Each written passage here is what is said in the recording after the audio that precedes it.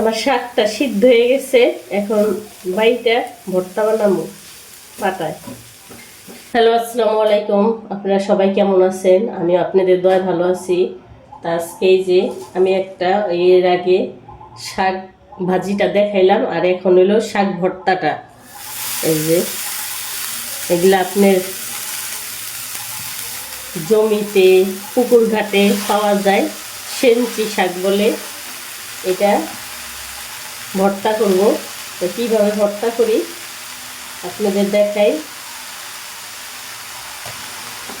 কাঁচামরিচ দিয়ে দিলাম, এখানে আমি রসুন পেঁয়াজটা দিয়ে দিলাম, পরিমাণ মতন লবণ দিলাম, এখানে আমি ঢেকে দিলাম একটু।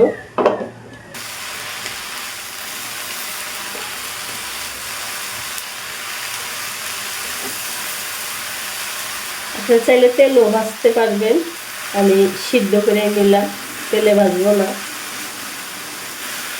হইতে থাকুক।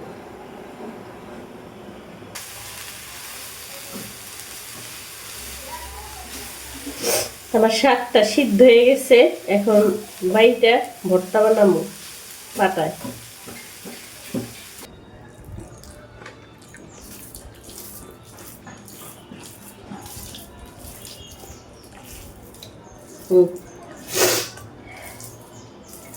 তা ভিডিওটি ভালো লেগে থাকলে লাইক, কমেন্ট, শেয়ার করেন। আর এখানে বিদায় নিচ্ছি। আল্লাহ হাফেজ।